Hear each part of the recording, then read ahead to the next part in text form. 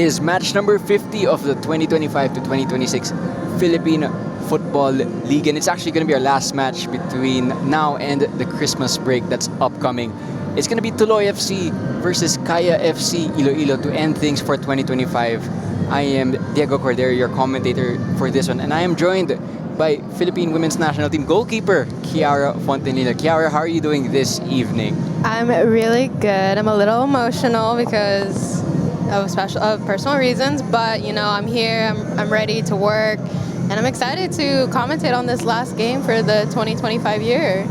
What an occasion it is for Philippine football as we see the weather for our match at hand. Nice conditions to play. I always like to play football matches at night. I'm sure you have a preference also whether you'd like to play on night or day or windy or rainy or whatever conditions it is. Oh, for sure. Definitely. Especially as a goalkeeper. Honestly, a night like this is absolutely perfect. Taking it to our quote-unquote home team, Tuloy FC, their key to win is to play brave but cautious because we know they like to play this style that no other team in the PFL really does, and you have to give them credit for trying to play football on the ground, especially given that they're disadvantaged on other occasions. I agree. I think, honestly, though, playing on the ground can be really tricky because sometimes with the high press, they could easily work around teams. It's their philosophy that they stick with for the entire PFL season. We see the results here. Only one win, but they kept it close on a couple occasions to Maharlika and Stallion. But then the other results, a little bit more concerning.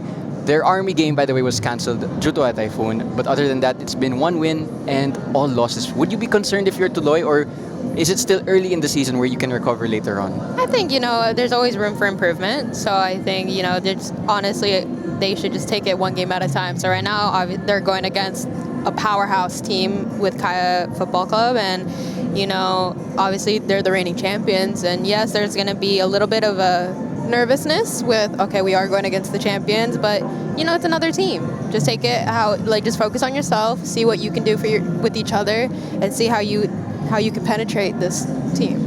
Of course, it's a very young squad as well. They actually have an average age of 20. That's how young they are.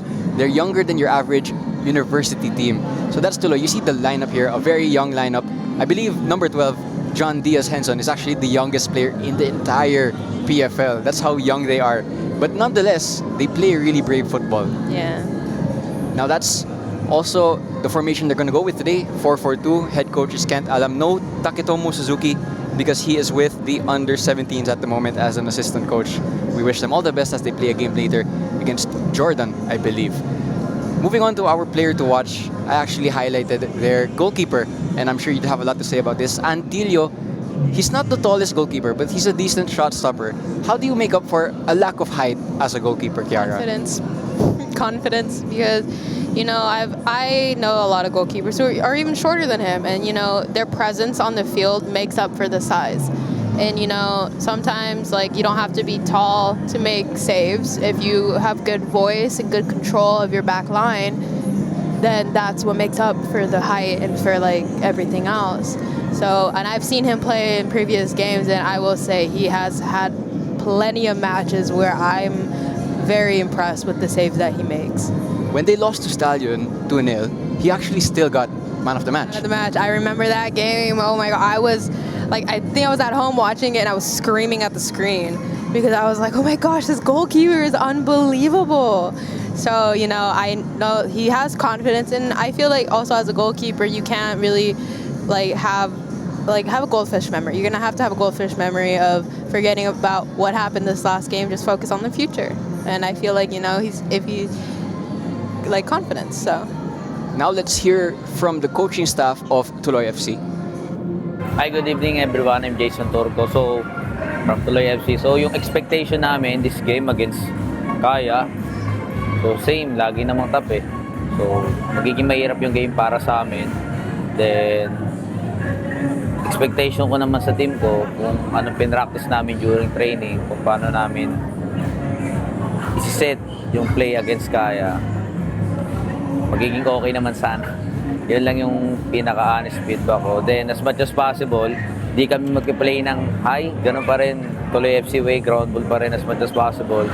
Then, susubukan lang namin mag-try, maka-atake pagdating sa final third against Kaya. Yun lang po, thank you. A lot of respect shown from Tuloy FC's coaching staff to Kaya. But now let's move on to Kaya FC Iloilo, the defending champions of the PFL. But they've not had the best results in the past week. They've actually played a game last Thursday in Singapore. And how tough is it to have that Thursday-Sunday rotation? It's very difficult, because they have to deal with travel. And obviously the ones that have played maybe the full 90 or more than 60 minutes, they have to bounce back. Especially, unfortunately, from a loss, it's even harder. You have to deal with the travel, deal with little to no rest, and then bam, you have another game. But that's just the life of our sport. We have to be able to bounce back quickly and recover quickly. And I know all these players, in this entire league, they know how to take care of their bodies, so they know what to do. So I believe Kaya knows what they need to do and what they need to bring back into the table. Of course, it wasn't only that midweek loss to the Stags in Singapore. They also lost to Manila Digger in heartbreaking fashion a week ago. But when you look at their season overall, it's been a good season except for those two losses to Manila Digger and Montague. But they're still up there challenging for the league title. And I'd imagine they're not too concerned just yet because it's still very early in the season. We have another full round to play before the third round. So I'd imagine they're still up in that title race for sure. Oh, for sure. It's still very early in the season. It's only the first round. So I know that they're going to bounce back for sure. Now taking it onto their starting 11, it's a bit rotated, of course, because they had to play 2 games on the bounce and they're going to play their third in just the space of a week. Here's their lineup. Even the fact that it's rotated, you still see so much quality across the entire team.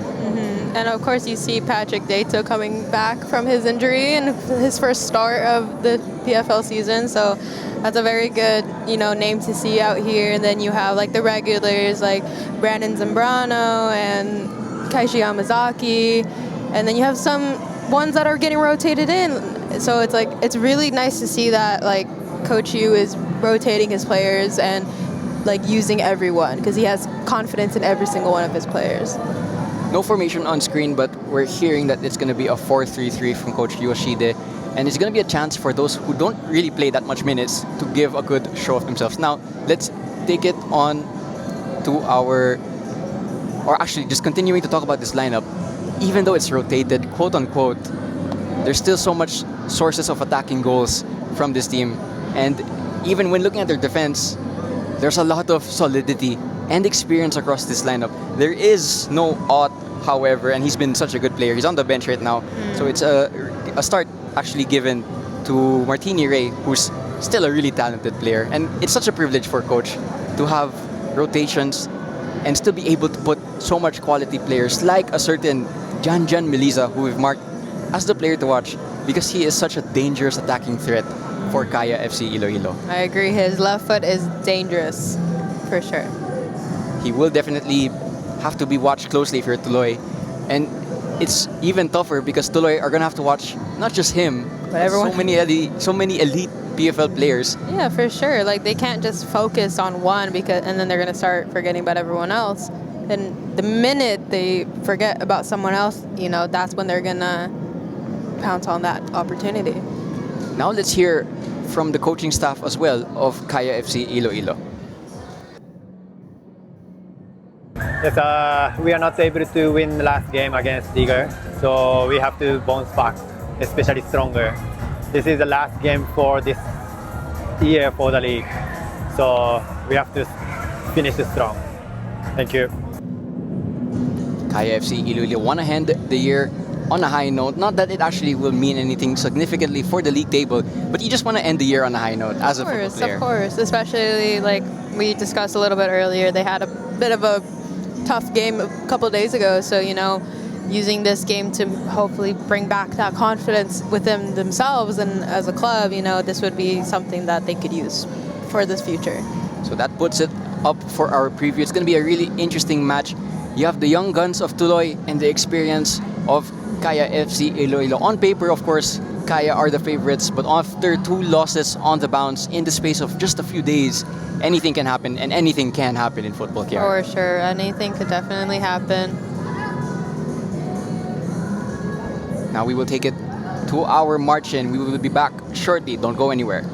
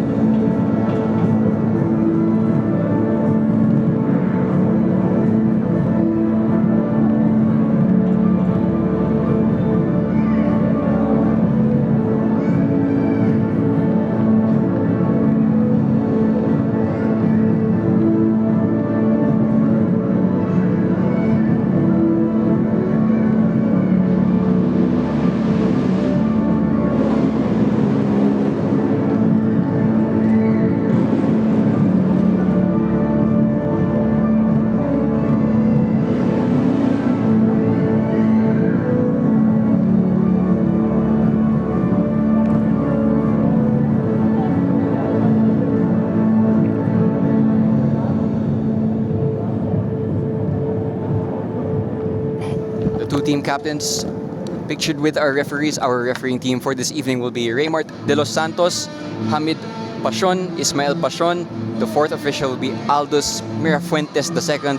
Our referee assessor will be Alan Martinez, and the match commissioner is Cristina Ramos. As you see, Simon Rota and Siron Sao, two players on the opposite ends of their careers, but Simon Rota is going strong still at his age, isn't he? Oh my gosh, yes, he is. Sometimes I don't believe that he's the age that he is because he can hit those switches like not even a problem for him. And it's so impressive. Like, when I watch him, I'm like, oh, he's like maybe 20, 24. No, not at all. He has that knowledge that not many others in the league have from his experience, of course, with Kaya. And he's played for so many other PFL teams. He also played so many times for the Philippine men's national team. He is their captain, and it's no surprise that he's their captain. As we see Coach Yu Hashide, who will want his team to bounce back from 2 consecutive losses. And it's so rare to say that Kaya have lost 2 games in a row, isn't it? Yeah, very rare, especially with the last season that they had to like now. It's definitely like a kind of a drastic difference, but you know, it's like what the beauty of it for this year is that there's more than one round, so they can bounce back. You know, it's not over yet. The fight is far from over. It will be Tuloy FC in their all-white shirts and gray shorts, and Kaya FC Iloilo on the other hand with their all-black jerseys. Kaya will be playing from right to left, while Tuloy will be playing from left to right. As we approach kickoff any moment now, it will be Tuloy to get things started. As we see the 2 benches, a bit of a smaller bench for Kaya, but you still see the quality in their bench, so they could turn to them should they need any changes later on tonight.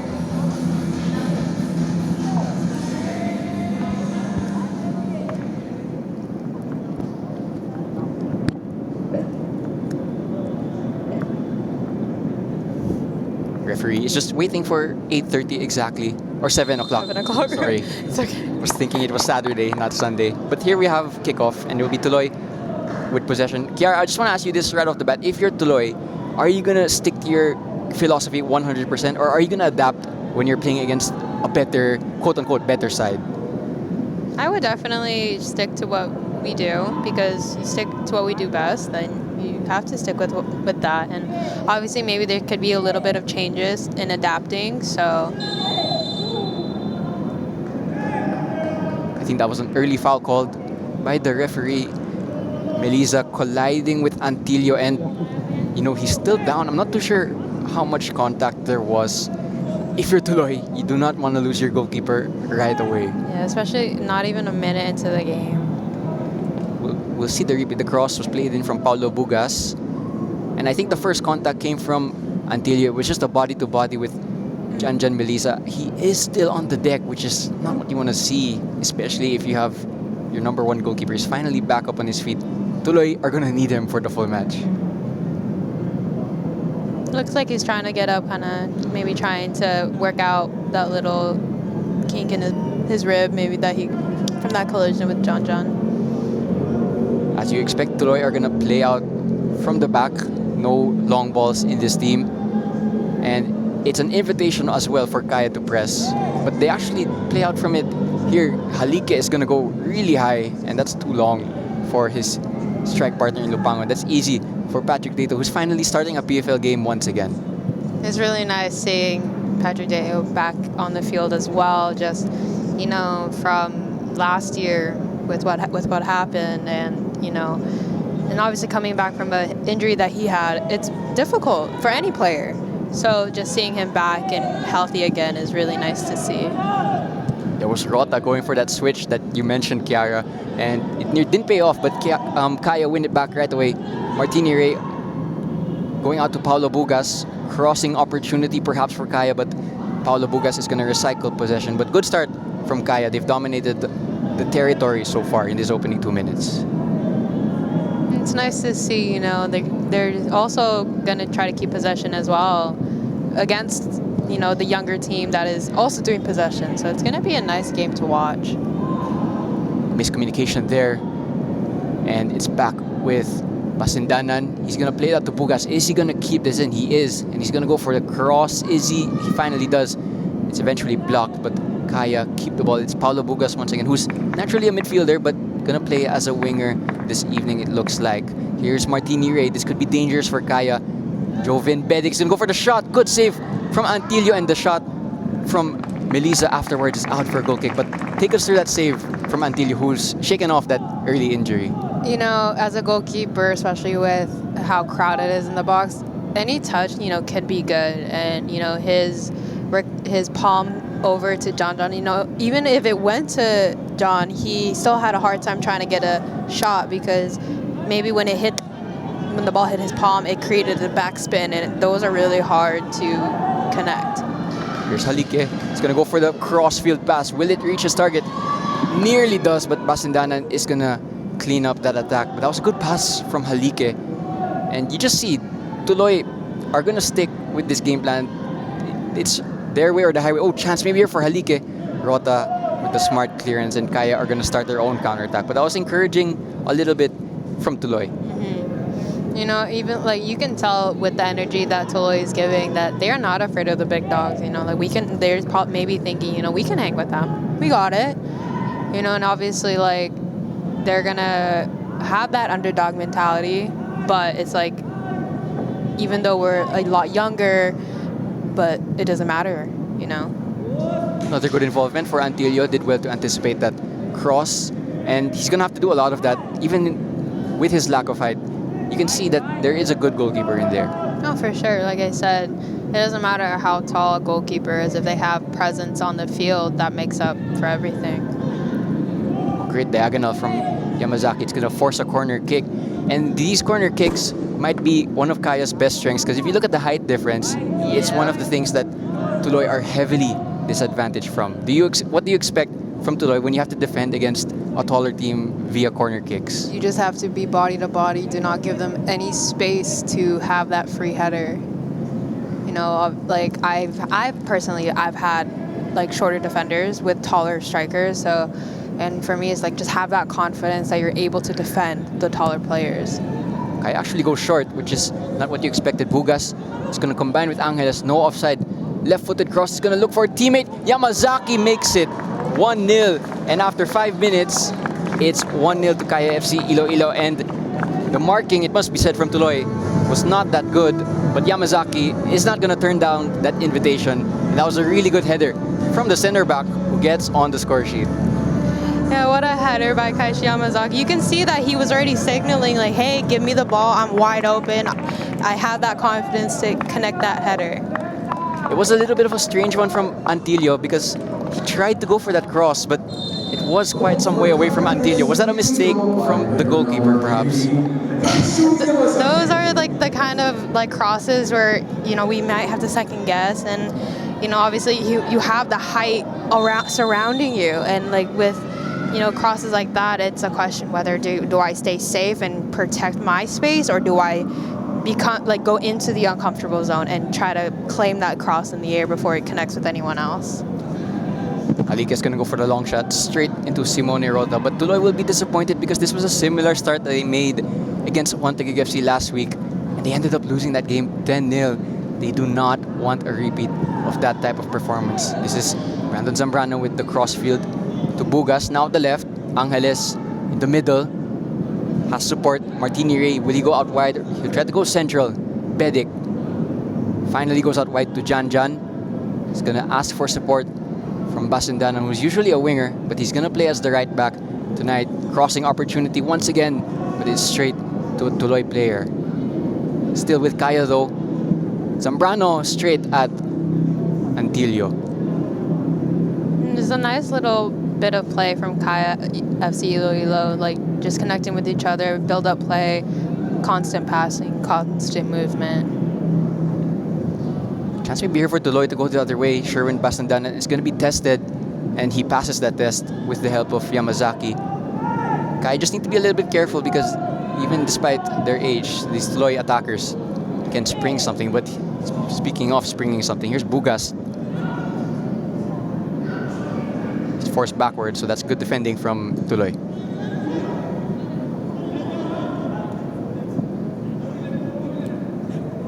It's going to be a goal kick to Tuloy, and we know from this goal kick they're going to go short, and we see this a lot in modern goalkeeping and modern goal kicks that the goalkeeper opts to pass it to one of their center backs who are just right beside them. Do you agree with this new modern trend in football, Kiara?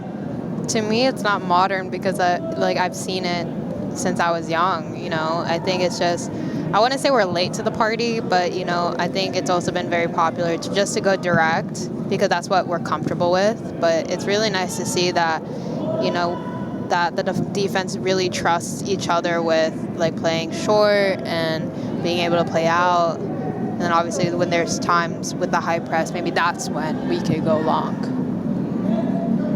Here's Paulo Bugas with some space to operate in. He's going to cut inside and win the foul. The foul came from Denmark Urakoy. Paulo Bugas started the game as a right winger. Now at the left wing, Coach Yu just mixing things up, adds a little bit of unpredictability for the opposite back line.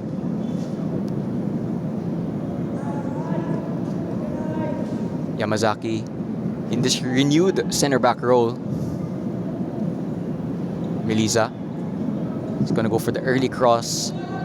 It's met by Urakoy. And eventually Tuloy are not going to clear it, but obviously play it out, which is their philosophy. But it doesn't work out there because Pasindanan read that pass from right back. And he's going to carry it forward.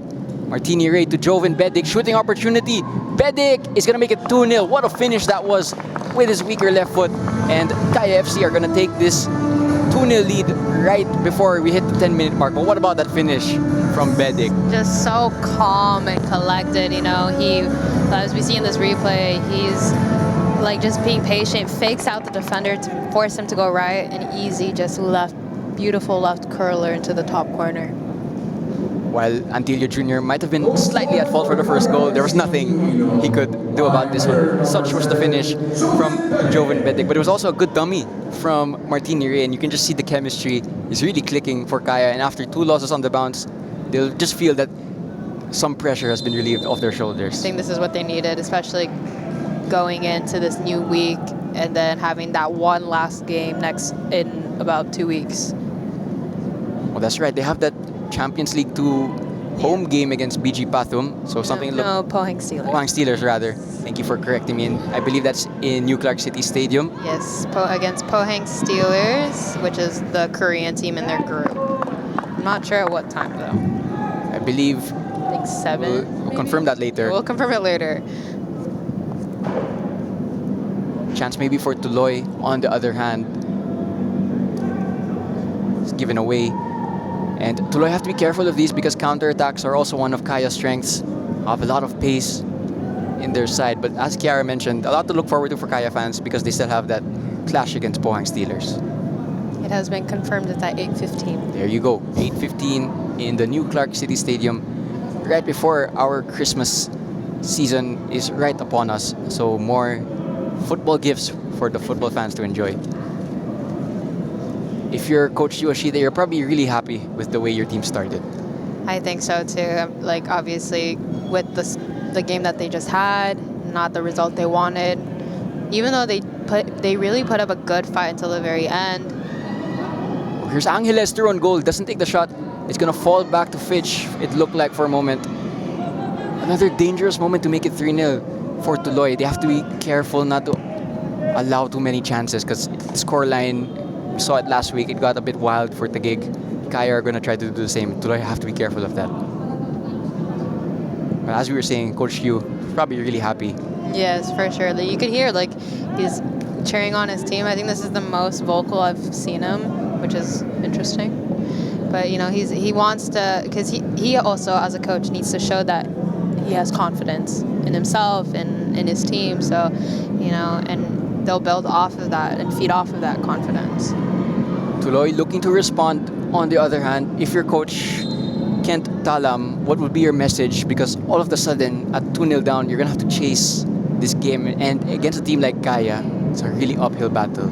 For sure. I mean, they're pushing pretty hard. They're doing kind of a high press and putting Kaya's back line under pressure. So I think, what they're doing is good. They're staying in their own identity of keeping possession or keeping it on the floor, and who knows, it could maybe work in their favor. They did score 2 goals against Manila Digger, and those 2 goals were really good. So they've definitely shown that they can actually score against big teams. By the way, for those of you wondering, Coach Taketomo Suzuki of Tuloy is not in the dugout because he is helping out with the under-17s campaign at the moment. But Tuloy are going to try to build something here. It's going to be stolen though by Zambrano, and Kaya are going to restart this attack. You can see Tuloy pressing though, but Kaya are going to play this out. Let's see the result of this build-up. It looks quite effective, and Kaya are going to venture to the half line. Here's Joven Bedic going for the switch, maybe a bit too ambitious, so it's back with Tuloy.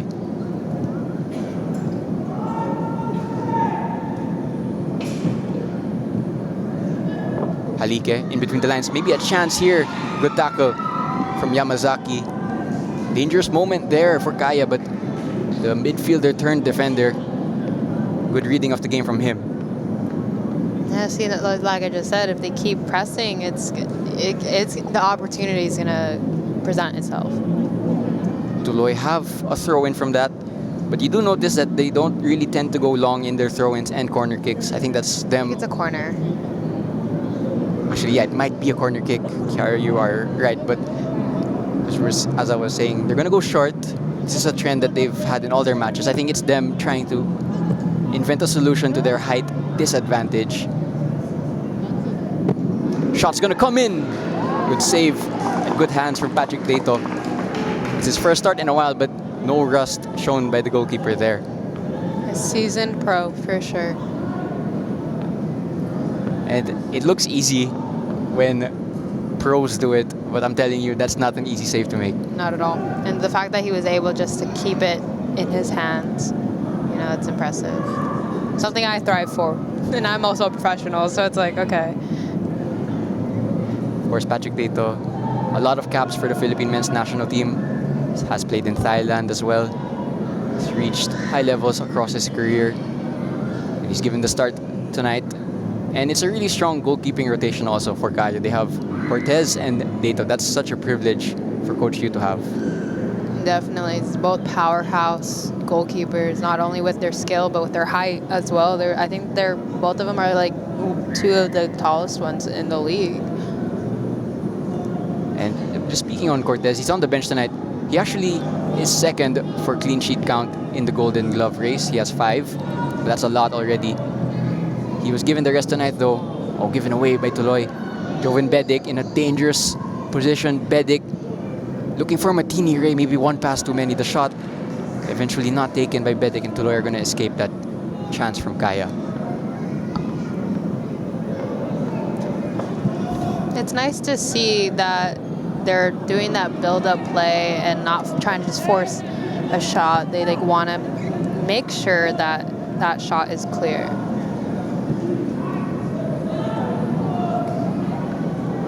Tuloy have just settled after conceding 2 goals. They were stunned for a little bit. They could just do with slowing the game down to their pace. Because if the game is frantic, you imagine you'd fancy Kaya in that duel. Urakoy. Halike, binalik kay Saot. Or that's Diaz rather. My apologies. Urakoy. Good defensive shape from Kaya. And eventually given away. Can Kaya create an attack from that turnover? Ugas is double teamed, but he's gonna win and escape from that double team. Zambrano has Pasindanan outside of him. He's gonna try to use him. Will he reach? This a bit overplayed. A little bit too much curl, a little bit of too much power, but the thought was there to find Sherman on the outside.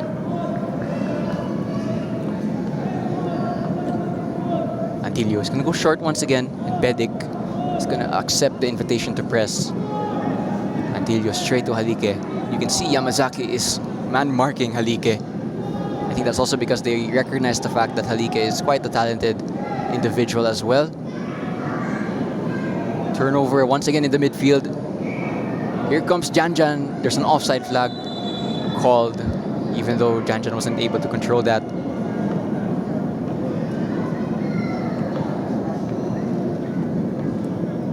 Let's see if it was actually offside.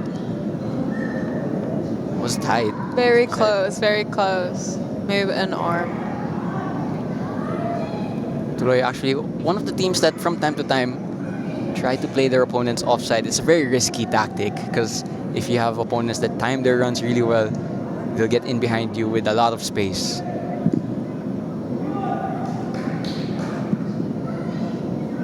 Switch of play there for Tuloy. Cyril Saot. Diaz trying to combine with his forward line. Tuloy just about keep possession of the ball. Here's Capistrano. Good smart pass in between the lines to Diaz, who's tripped but stays on his feet. Halike, I think the pass might have been better on the ground, but here's Tuloy once again. It's very tightly congested in there. Here's Halike. Too much traffic to deal with. Nunez. Binalik kay Capistrano. Urakoy. Good one-on-one defending from Fitch Arboleda. Kaya also have this ability to stay resolute when needed. Showing it right now. Here's Halike. Is he fouled? He is. It's a bit of a shame actually because it looked like they were settled into a good defensive shape. Yeah, and the fact that they're not diving, it's good. You know, they're just being patient, seeing what their opponent's gonna do next, and then react to it. Patrick Dato is going to set up his, looks like his one-man wall.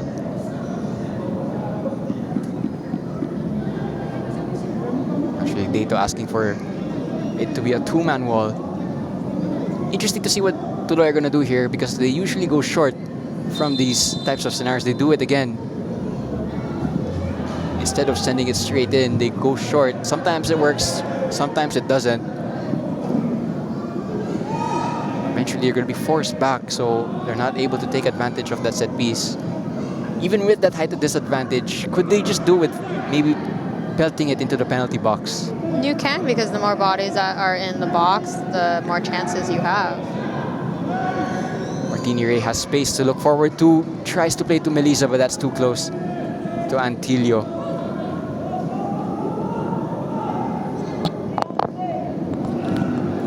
Halike. Halike is having to drop really deep despite the fact that he's a striker just to get involved into play. Here he is again though. Goes for the reverse pass. Simone Rota read that all day long. But Tuloy still have the ball. Pasindanan is going to get tested as the right back. Oh, nutmeg. Martini Ray is there to help out his fellow FEU Tamarao graduate. That was a good nutmeg though. It's a bit nasty. We love it. We love to see the creativity from these young players taking on, you know, seasoned vets in the PFL, and like that's what I was saying earlier. Like, have that confidence, and it's working. You know, the score might not show it, but I could feel from even up here that that confidence from this young team is seething. Again, it's a team with an average age of 20. If you want to be super specific, 20.6. That doesn't make it any older. They're still such a young team. But you'd imagine if this team just stayed together for 3 or 4 more years, they'd be a really good team in the PFL.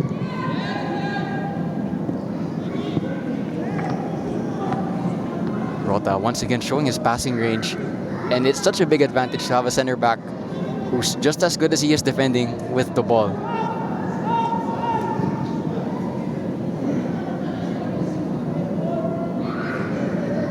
Tuloy happy to surrender possession to the two center backs, which might be a little bit risky also given the two center backs' passing range. Passing range and accuracy from both center backs. Spot on from Kiara because they're two center backs that can also pick apart defenses. It's like Simone Rota would like to maybe just sit in a little bit and allow Kaishi Yamazaki to maybe become a part of the attack a little bit more, as his previous position was the 6. So it's a good balance between those two center defenders. Paulo Bugas, will he get to this? It's a tackle from Haran de Gracia, but it's going to be a corner kick. And we saw from the first corner kick, it was a goal from Yamazaki. Tuloy have to be careful not to let the same thing happen once again. Yeah, like we mentioned before, it's the height. Sometimes the height can be a disadvantage for the opposing side with the shorter defenders. But just stay tight man marking. You can see maybe for a moment Yamazaki had 2 players on him marking. Could have been a chance for Kaya, but the delivery, unfortunately, from Paulo Bugas went straight out for goal kick. Tuloy escaped that set piece. Bit lucky actually for Tuloy that they are not really tested from the delivery.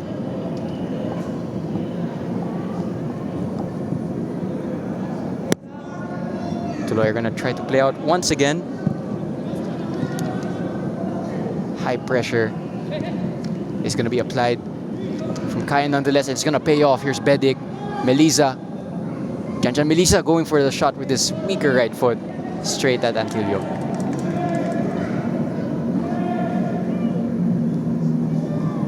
Cyril Saud into the middle.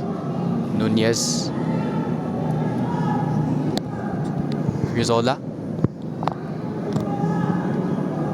You can hear it from the coaching staff of Tuloy. They want the ball to go forward, and that's not gonna help them. Here's Zambrano, goes for the shot. Goalkeeper off his line. It looked for a second that Zambrano was gonna score a worldie. You had Antilio scrambling back. Hey, sometimes if it's on, you gotta take that chance. Like you see the keeper out, and then it's open goal for you. Risky pass played from Antilio straight into the midfield. It's not gonna be given away for his sake, thankfully. Here's Tuloy once again. Halike combining with Diaz. Oh, but once again, a midfield turnover. Nearly forced from Kaya, just about kept by Tuloy. Here's Nunez. Nunez, of course, has appearances already for the senior national team of the Philippines, despite his really young age. He's gonna go for a switch, but that's straight to Yamazaki. Good control by the center back just to be able to keep the ball within his range and still able to find a teammate. Pass through the lines from Rota, and good play from Bugas, beating his defender one-on-one. Bugas, left-footed cross, is gonna drop to Angeles. Here's Zambrano, Fitch, Arboleda. Tuloy get back in numbers. Here's Rota, back out wide to Bugas. No offside called, despite some calls from Tuloy. Eventually given away. Well, good work from Arboleda. Good defensive play by Arboleda, able just to body off his opponent, keep the ball, and play and reset play through Simone Rota. Sherwin Basindanan. Here's Zambrano. It's a compact Tuloy low block at the moment. So Kaya are just gonna have to figure out another way to get through them. Here's Martini Ray down the right, looking for the return pass to Melisa, but that's straight to a Tuloy shirt. Maybe they can spring a counter-attack if they go at pace. Nunez, offside called there. That was a good offside trap from Kaya's backline. Something that's really hard to pull off, but they pulled it off there. You can tell that this is something that they've worked on plenty of times because it's almost as if it's clockwork. You know, one of them will start pulling out and then they all pull out together. You can actually just see Arboleda take that super small step that makes it offside. You can tell that it's drilled by the coaching staff.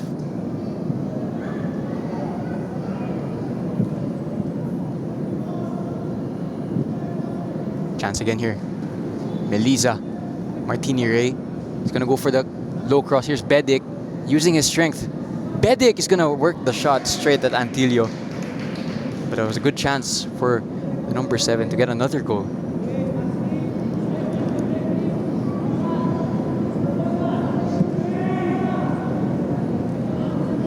Once again, it's a midfield turnover. Here's Martini Ray. Shot from there is ambitious though. And it's going to be another save for Antilio, who's calmed down a little bit after being really tested in those opening 5 minutes or so.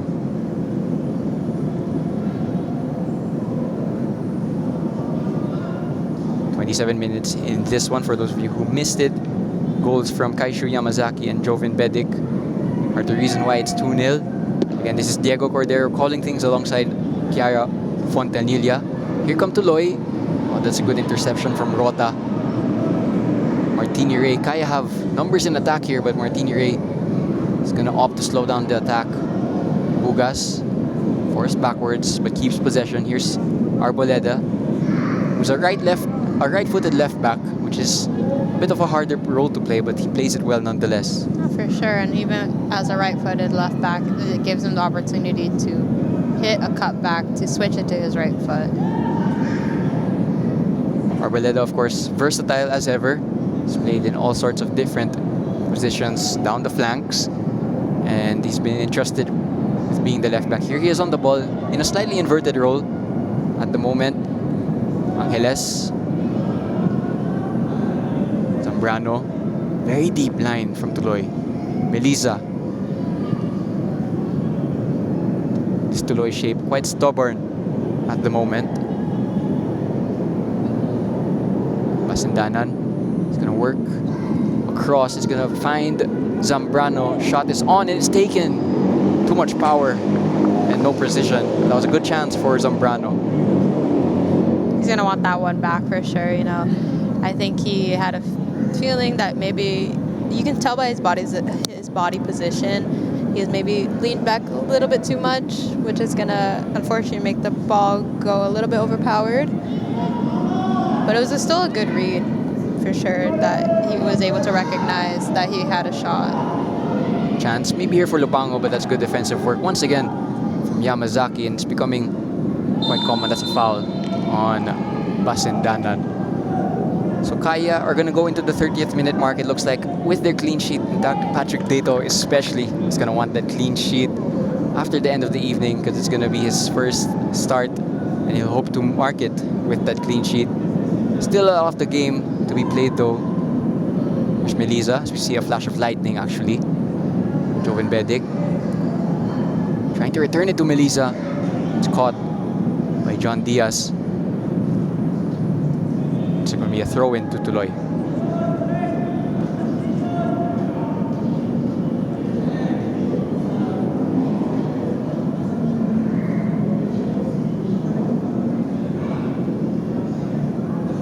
This will be taken long, but it's straight to Angeles, who gives it to Zambrano. Back to Angeles. Now it's Martini Ray, crossing opportunity. He's gonna win a corner kick. No, it's a goal kick. So that's good defensive work once again from Tuloy's center back, Cyron Saud. Of course, there are two Sauds on the pitch. We have Cyron, the center back, and Cyril, who is in the midfield.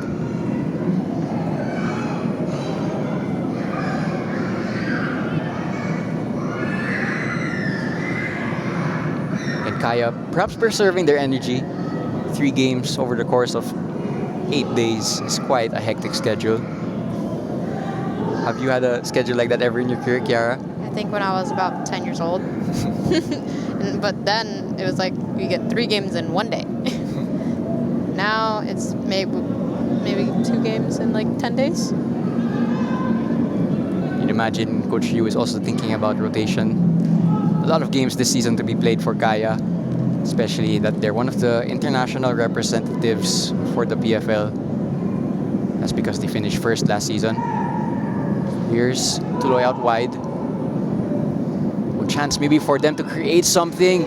Oh, good defending once again from Yamazaki, who just he retained his composure in that scenario, which was quite dangerous. And he not only stops the attack, but starts an attack for Kaya. Here's Paulo Bugas. He cuts inside, looks for the diagonal. It's gonna reach Joven Bedic. First time cross from Bedic, looking for Melisa, just overhit. Oh, the goalkeeper goes for a challenge. Referee with no whistle. And to be fair to Janjan Melisa, there's no protests as well from the number 10. But you can hear some protests from the audience. They're always going to have protests of what they see, but you can tell from John Melisa that, okay, maybe that wasn't a foul. I think it's a good indicator that Melisa didn't even ask the referee for it. But that was a bit of an uncertain moment for Tuloy. Actually saw Antilio look at the referee right away. But to his graces, the referee didn't call a foul. Chance maybe here for Tuloy. Basindanan having to do some defending. Shot is taken, but that's not gonna test Patrick Dato.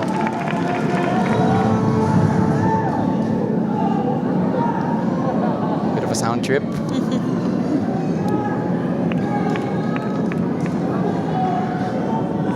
here was that collision between Antilio and Janjan Miliz. I want to get your thoughts on this one.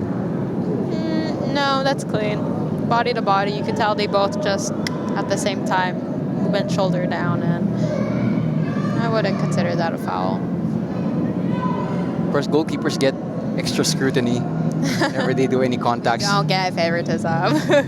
Exactly. But referee Raymar de los Santos is opting to give leniency towards Antilio.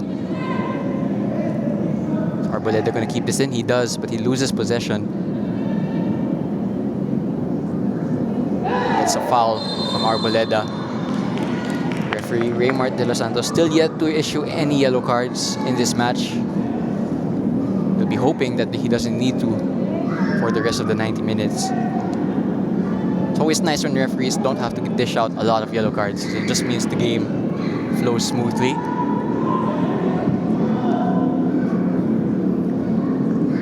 Basindanan from fullback advancing.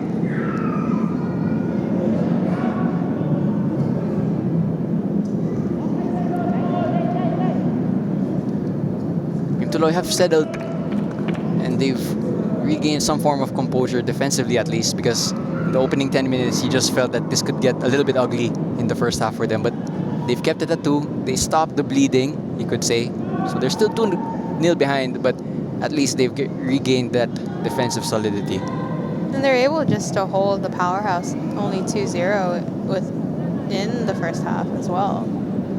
So what they're doing is working for them. Again, they did lose 10-0 against Montague last week. They'll be hoping that the scoreline isn't that bad this time around, and they'll also want to end the year on a high note or on a positive note, even if the result doesn't go their way. Tuloy actually had a game cancelled because of a typhoon, so that game against Army is going to be postponed into next year.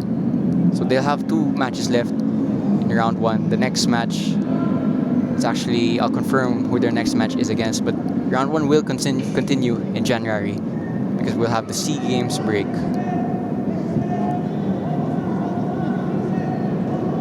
Rota really advanced.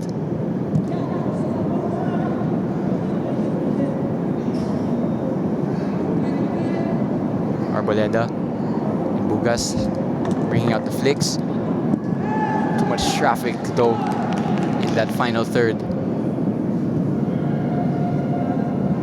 Is it risky for Tuloy just to allow the 2 center backs of Kaya to have this much possession? No, because if you look at where the Kaya center backs are, it's not really in a dangerous position. It's better if they just sit because, as we know, both of Kaya center backs are very good at those long passes. So if they decide to pull out from their defensive line to press these center backs, it could be dangerous. Yeah, it becomes a little bit of a chess match in that part of the pitch. That was a foul, by the way, by, I believe that was Bedik, over-eager to win back possession. Tuloy, I think they'll be happy with the fact that they settled after being stunned in the opening parts of the game. Can they maybe start asking more questions in their final third? Oh, Antilio's not going to help that case because that pass is straight out for a throw-in. And Antilio's having to do a lot of play with the ball in his feet. Of course, modern goalkeepers, they need to have that skill set. Mm-hmm. It's definitely also like a skill set that we have to work on through our years of being in a very tough position. So it's not just shot stopping that coaches look for when they see goalkeepers. It's more than that. It's shot stopping. How are we able to control our defense? If we're able to control our defense, are we able to stay in it mentally the entire game instead of just when we're in the play? And obviously our foot skills. So it's definitely something that coaches will look for in a goalkeeper, because we're not always in the play. So if we could somehow help the rest of our team to keep up their performance, keep up their confidence, like for myself, I'm the biggest cheerleader. Like I always try to keep that positivity throughout the team, and just hopefully they can feed off of it as well. Player down here for Kaya, it's Paulo Bugas. I'm not too sure What for? Because he went down without any collision, which sometimes might actually be more concerning than going down after collision. It looks like he'll be back up to his feet, but I'm trying to figure out where he went down from. Thumbs up. Back to the Kaya bench though, so it looks like all is good. But speaking about goalkeepers, Patrick Dato hasn't really been tested yet by Tuloy, and they'll wanna change that. But I think also another sign of a good goalkeeper is that even if they're not involved, when they do get involved, they're alert and they're not asleep from the fact that they haven't been involved the whole game. Exactly.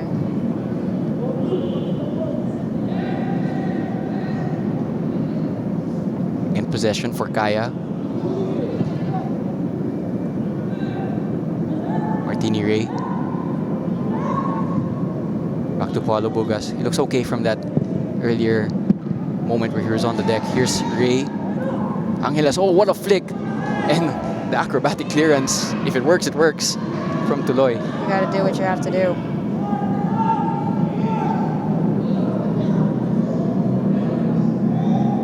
Again, Tuloy just unable to win back the ball and then progress. They can win back the ball in their own defensive third, but it's about keeping it for the next 10 seconds. It seems to be the puzzle that they can't solve at the moment. If you are Tuloy, what do you think are some tweaks that they could make as the end of the first half is approaching?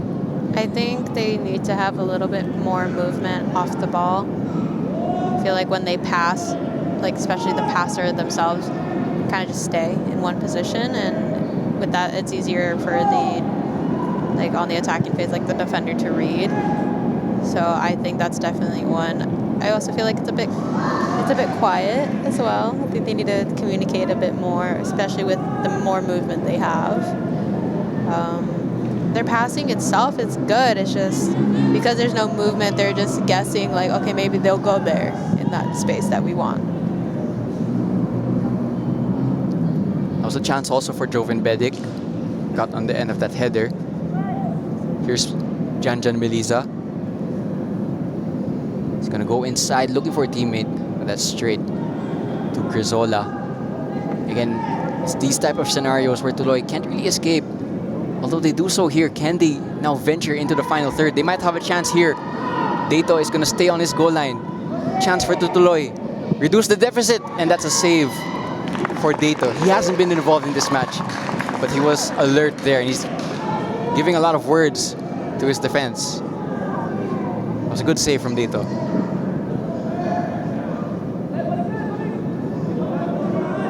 And how hard is it as a goalkeeper to do absolutely nothing and then all of a sudden have to be the team or have to be the player that bails out your team?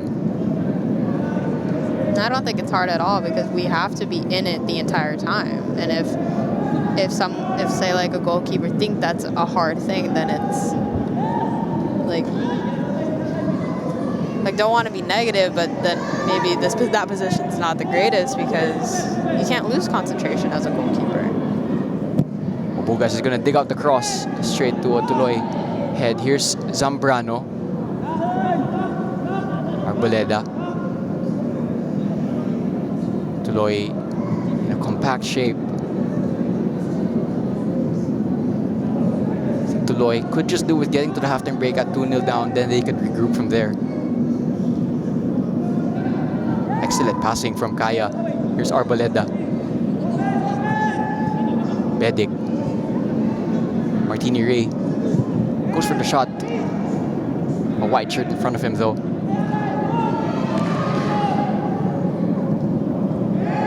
Alike swarmed, but he escapes from that pressure, to be fair to him. Here is Urakoy going for the switch. It's a bit underplayed. It's gonna go back to Urakoy, or out for a throw-in rather. Again, for Tuloy, they've gotten into good positions once or twice. It's about making the correct pass and executing it well.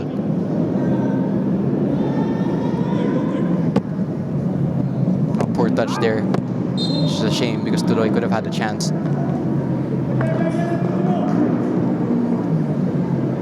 And after going 2-0 up in quick succession, Kaya yet to add to their tally, but I wouldn't imagine they'd be too displeased with that.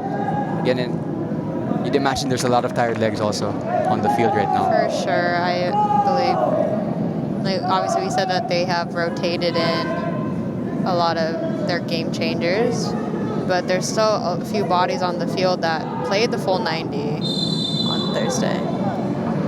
Late tackle on Bedic from Capistrano. Bugas is gonna go for a goal, but the referee is not gonna allow that free kick to be taken quickly. That was Tuloy's number 15, Capistrano, letting Bedic know he was there.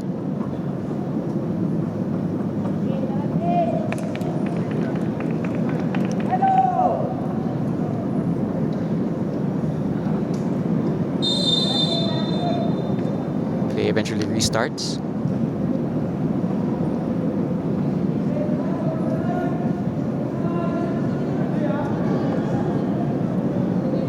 Here's Bedic. Has one goal to his name rather. He'll be hoping he'll end the night with more than that one goal.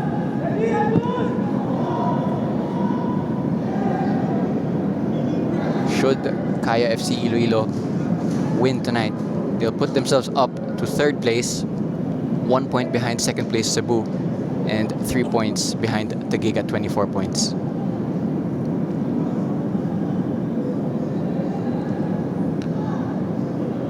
Oh, no offside flag called there. Janjan Melisa is gonna win a corner kick. I think Tuloy was just expecting an offside flag that never came. Honestly, I think so was I. I'd love to see that replay back. Because even some Kaya players looked like they were just expecting an offside flag.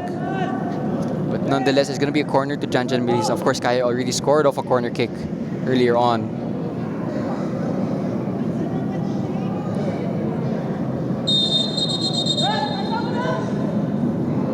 Referee is just saying there's a little bit of extra pushing on the goalkeeper, something a lot of defenders and attackers like to do on their opposite goalkeeper. Minimum of 1 minute will be added on. So you'd imagine this could be the last chance for either side. It's going to be sent in by Melisa in towards the 6-yard box. Antilio punching it away. It is very hard for a goalkeeper there when the 6-yard box is so deeply congested. It's like a lot of bodies around us. Sometimes we're getting bodied, so we're not able to connect a full jump to get our hand on the ball. But he did a pretty good job just demanding his area for himself. Here's Bedic. Bedic is going to keep possession just about before it's eventually stolen. Here's Halike. Has players in front of him. Goes for the nutmeg, but Bugas is going to get that. No foul called by the referee. Halike off the field, so the referee doesn't have to stop the game. Bugas looking for Melisa. Will he reach this? Just about goes out of play. And Halike is actually being pushed back onto the field. The referee is not having any of that. But of course, when the player is pushed back on, it means that the game has to stop. It needs to stop, yeah, because you never know. It might be a very concerning thing, especially if since you can see that he's holding his head. You never know what might be happening. Here was the collision.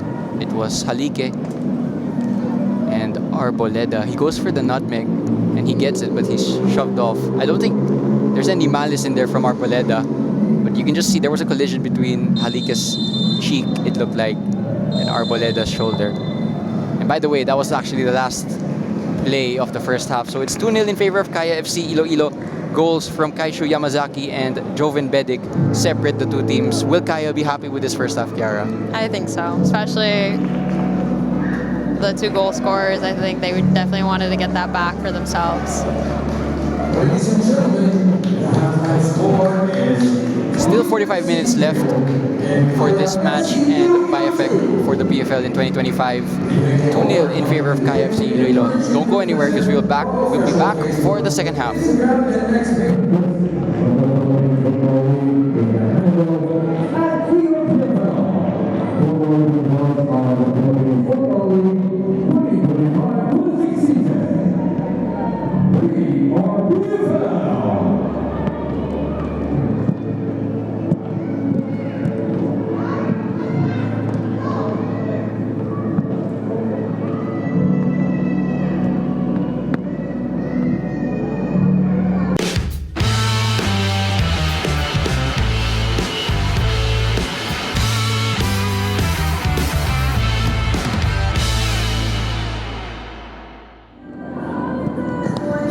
scoreline of 2-0 between Tuloy FC and Kaya FC Iloilo. Kaya goals courtesy of Kaishu Yamazaki and Joven Bedic in the first 10 minutes surprised and caught Tuloy off guard, and that's the reason why the two teams are separated. Here was the first goal.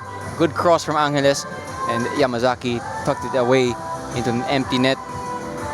A bit of a poor start from Tuloy because it was those first 10 minutes where they just couldn't handle the heat that was coming from Kaya FC Iloilo, and you just saw that there was a little bit of a nervousness about Tuloy.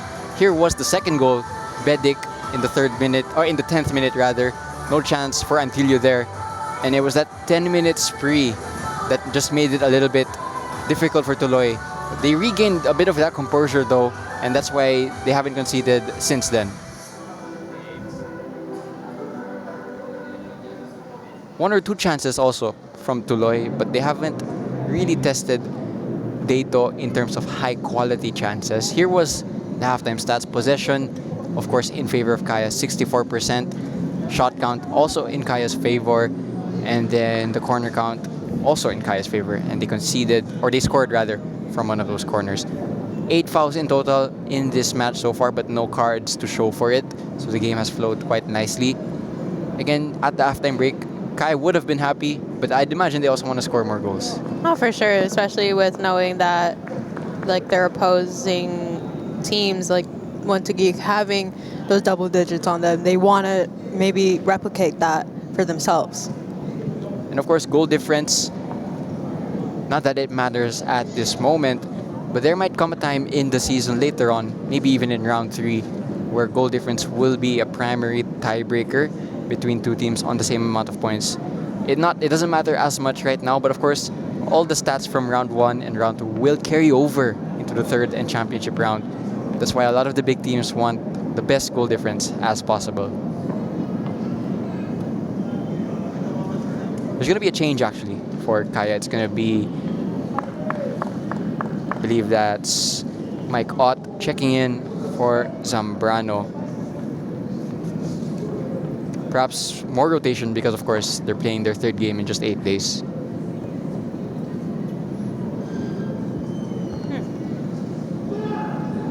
If you're Coach Yoshide, I'm sure the message would be more of the same. Perhaps he'd like a little bit more penetration because Kaya had a lot of possession in that first half. 2 goals to show for it. But they could have had more actually, given some of their chances.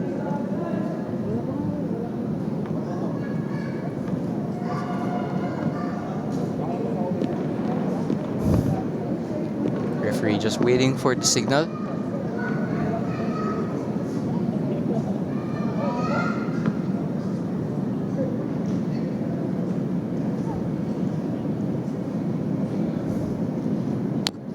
Referee still waiting for the signal. Kaya will kick things off in this second half, kicking from left to right, while Tuloy in their white shirts and gray shorts will be going the other way. Again, I'm your commentator for this one, Diego Cordero, alongside Kiara Fontanilla. Just not too sure what is being waited for, because we've had the 15 minutes required in the halftime break. And finally, Raymar De Los Santos is gonna allow the second half to start. Possession for Kaya FC Iloilo. Number 6, Brandon Zambrano Lopez is replaced by number 5, Mike Ott.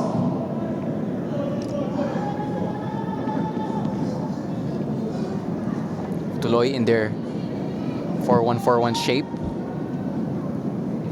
Diagonal to Janjan is going to be intercepted. But again, Kaya's center backs have the ability to play those diagonals. They can just unlock any type of defense. Oh, good footwork from Basindanan. He's going to drive in field. Couldn't find a pass to Bugas. Oh, this is going to bounce kindly to Bedic.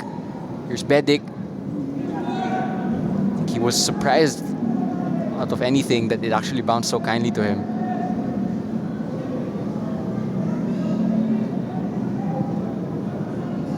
Tuloy, can they do a better job in this half of penetrating the defensive end of Kaya? that's a risky pass to play. Straight to Joven Bedic. Here's Ott, newly introduced. Ott still bundles over, but no contact was there. Tuloy are gonna try to start a counter. Chance maybe here. Cyril Saot, tracked closely by Basandanan. Keeps possession of the ball, needs some support. Kaya have gotten back in numbers.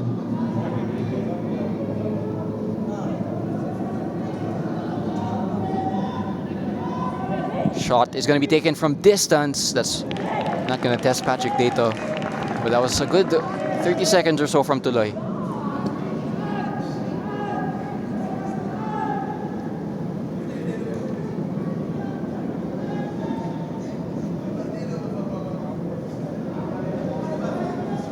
Here's Rota to Yamazaki.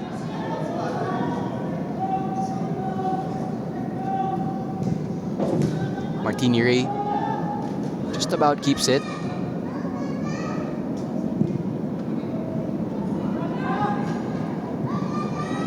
Pressure being applied from Tuloy. Pressure nearly paying off. Throw into Kaya. You can see now that Tuloy is doing a little bit of a higher press, just to maybe force a mistake from Kaya. Here is Martini Ray bypassing that press. Oh, nearly finding Janjan Melisa, but Janjan couldn't judge the flight of that ball. Again, Tuloy, the onus to be more aggressive is on them because they're chasing a 2-0 scoreline. But they want to be careful also not to pour too many bodies forward, especially against a front line like Kaya's.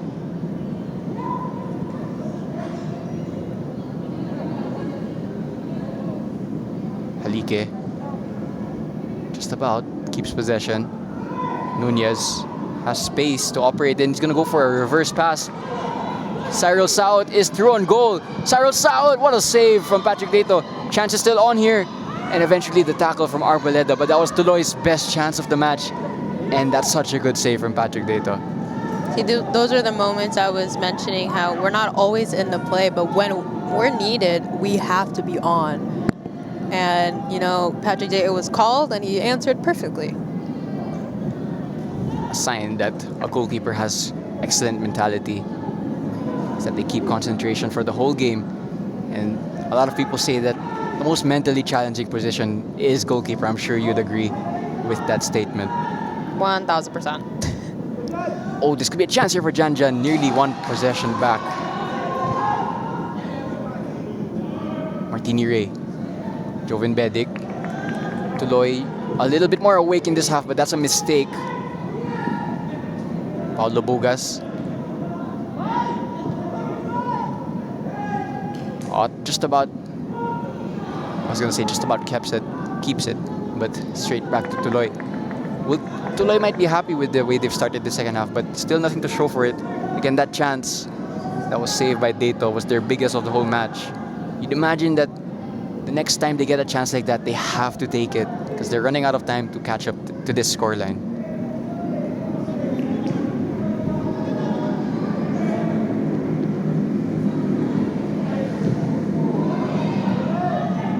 Physical duels there. Halike. Binalik kay Diaz. Gave it in turn to Nunez. Halike is a striker, but he's having to drop really deep at times just to get involved in the play. Lupango is going to chase this, but Yamazaki had a better starting position, and Dato is going to be pressed, but he has the composure to play out from that pressure.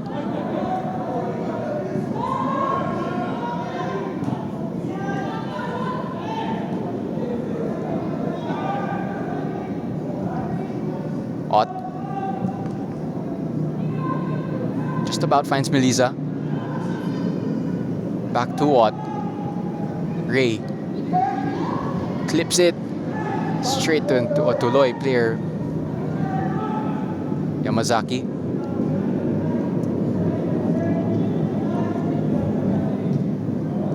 Paulo Bugas. Early cross towards Bedic. It's met by De Gracia. Good intervention from the number 5 because Joven Bedic was lurking. Oh, good pass from Halike. Here's Cyril Saud. A lot of the good stuff from Tuloy is coming from him. Up against Yamazaki. Is that a foul from Yamazaki? It is. It's going to be a free kick to Tuloy in a pretty promising position. Quite far out, but Patrick Dato is going to have to set up a good wall here. And Tuloy have had a good 5 minutes, would you say? I think so. They have had a couple of chances just from these last 5 minutes. They had that amazing chance from Cyril Sao to take the lead, which Patrick Dato saved. It's going to be the same deal here because Cyril Sao is setting up to take this free kick, and Dato is going to set up his wall. And a lot of fans are going to wonder, what does a goalkeeper actually say to his wall in these types of scenarios? Just directional, like right, left, stay tight, don't jump, take the hit. It's gonna hurt for a second, but just, you know, it's better than letting a goal go in by like flinching away or something. It's a very tall Kaya wall. Cyril Sao is gonna have to hit this perfectly, and it's straight into that wall. Janjan Melisa. Counter-attack possibilities here. It's actually Yamazaki who's furthest advanced. Janjan just about keeps the ball. He's gonna find Yamazaki. Too much traffic in front of him. There was a moment there actually where if the pass was played, Yamazaki would have been through on goal. But I don't think Janjan realized it. The tenacity from Yamazaki is definitely there. From a center back wanting to be a part of the attack, you know, it's good. It's like he has that attacking mindset both as a defender as well.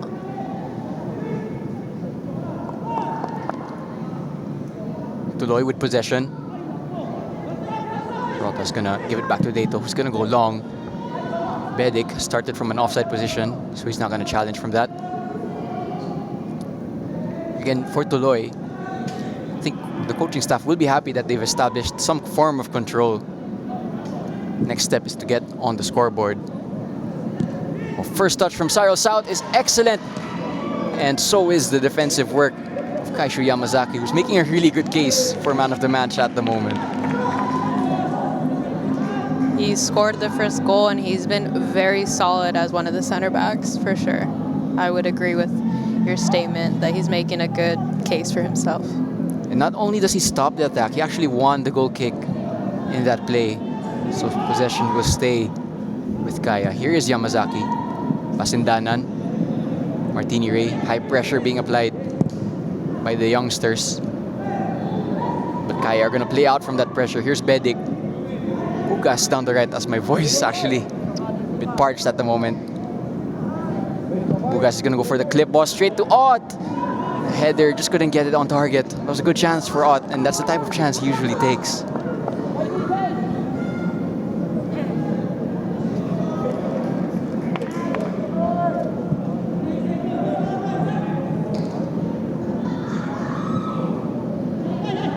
Game is opening up now actually. Being played at a really nice pace. Here is Cyril South again. A lot of the play is going through him at the moment. Cyril South is going to hit that straight into Yamazaki. Had support there, but didn't go for the pass. He's going to win back possession. So Tuloy still have this chance to make something. Shot's going to come in straight at Arboleda. Here's Janjan Melisa, and he's going to turn on the Jets. And usually there's no catching him. He's going to escape from his defender. Crossing opportunity. It's a bit too close to the defender. They had numbers there, Kaya. And the game is becoming a bit end-to-end. I think Kaya are just going to slow down the game a little bit because it's been a bit breathless past 5 minutes. Here's Bedik. Given away. Not once but twice. Here's Janjan Melisa.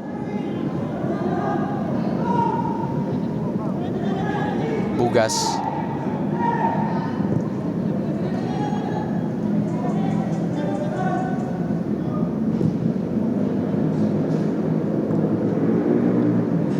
Game just taking a little bit of a breather. Last 10 minutes or so have been quite frantic, even though there's been no goals to show for it. Paulo Bugas has Ray with him, doesn't use him.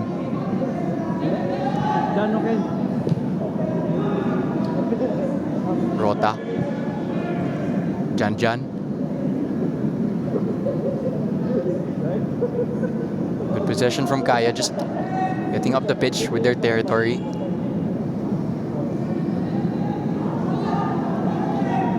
Angeles.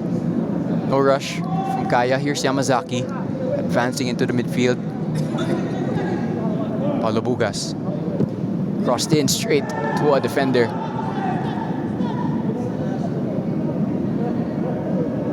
At the moment, Kaya have just slowed this game down to their liking. Could do with it. There's probably a lot of tired legs out there. Rota trying one of those trademark diagonals, but it's straight to the defender.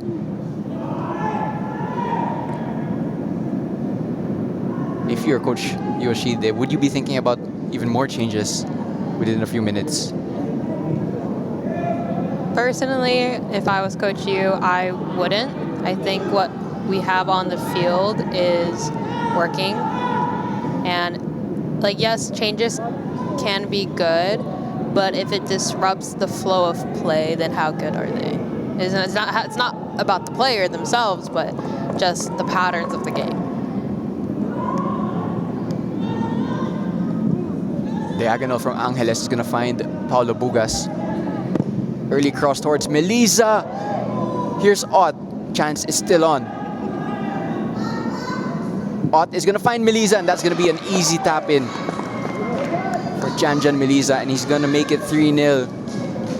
And it's an assist also for Ott. And that all came from the cross-field pass from Paulo Bugas, and Kaya will be really happy that they're now 3 goals to the good. Take us through this goal, Kiara. It was just a really good negative pass by Mike Ott, and Janjan was just right there when he needed to be. And unfortunately, he was unmarked. Nothing until you could do about that, which is a bit disheartening for him. Goal for Kaya FC Iloilo. You see in your picture right now. Player number 10. And it's a bit of a shame actually for Tuloy, because they had 1 or 2 openings in this second half that they couldn't really take advantage of. And you say if they maybe convert 1 or 2 chances, it would have been a different scoreline. But at 3-0, it might just take the stuffing out of Tuloy for the rest of this match. Hey, it's still far from over, so they can at least get 1 goal, and maybe that could lead into more. You never know. Here is Cyril Saud, who's had a lot of those chances. Halike infield. Diaz. Lupango. Nunez, the heavy touch is going to give it back to Kaya. And they have numbers here. Bedik. No foul call there. Still Bedik. Miscommunication between him and Martini Ray. Martini Ray wanted that pass slightly earlier. Was then in an offside position. Again, do stay tuned for more footballing action, or should I say futsaling action. Of course, we have the World Cup currently ongoing right here in the Philippines. Foul called against Bedik. But just as I was saying, do find tickets for that FIFA Futsal Women's World Cup at fifa.com/tickets. I'm sure that those of you who have been at the venue have enjoyed it, because the atmosphere did look fantastic, especially when the Philippines played. Any chance I'll see you there, Kiara, in the future knockout games? I will definitely want to try to watch. I mean, I watched obviously the Philippines play, but watching the other countries as well, like I would love to watch. I think I want to watch Brazil because they are number 1. Maybe watch Spain, Japan. Like I think it would be a interesting thing to watch because it's history being made as well. Here are changes actually for Kaya. Are you surprised with the fact that there's going to be changes to players that you wouldn't necessarily deserve to be taken off, but perhaps a little bit of rotation from Coach Yu? I would say a lot of rotation because, you know, they just came back from Singapore and a lot of them played full 90. So I think this is a good thing that he's able to rotate his players. And what a privilege it is, by the way, to be able to rotate and bring on players like Mardiano and Kenshiro Daniels, who are really PFL experienced. Having a deep squad is such a weapon for any team.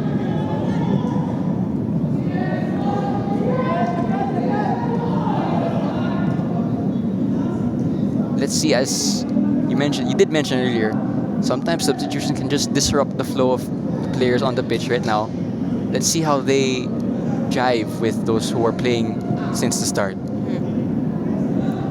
I think with a team like Kaya, where they have a lot of good chemistry with each other, I feel like even when the subs are going in, like there's no disruption.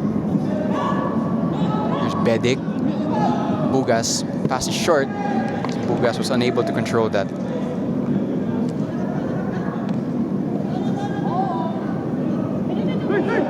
Again, Kaya are chasing a goal difference and points disadvantage because they're not at the top of the league table, which is a rare thing to say about Kaya. Here's Ott. Still Ott. It was nearly a repeat of that last goal to Melissa. This time it's out just for a corner kick. But if you're Tuloy, you have to be careful of Ott because he's just causing so much problems. As he was added to this lineup at halftime, he's making a lot of good moves. He already has an assist for John Melissa's goal. Like, he's on for sure. Another chance here for Kaya. Already scored off one corner kick. This one is a very high one in towards Rota. Back into the danger zone. Eventually cleared. Here's Bugas with the Kung Fu kick. But it's way over.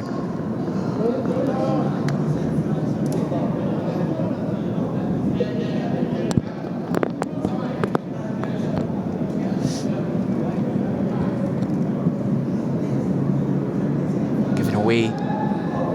Melissa. Still Melissa bounces across the goal line, but no one there to turn it in for Kaya.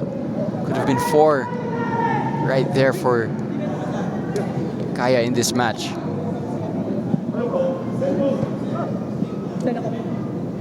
You can just feel that the energy from Tuloy is slowly just draining out. After that third goal, there's some distance now between the two teams. Oh, Bugas is gonna overrun it. They are 3-0 up, but you can clearly see the hunger for more goals. And is it a good thing to have that hunger for you, Kiara? Oh yeah, for sure. Like, you never want the hunger to stop. Because even if you're up 3-0, you want more. It's a little bit of gluttony. But, you know, it like we said, maybe it's not going to have a bit of an impact with goal differential right now, but maybe in the end it will help. Quite literally, at the end, every goal will matter. And that's also why the format of the PFL is interesting, because everything carries over across the rounds. It's not like after one round, everything resets from 0, which some other leagues actually do, strangely enough.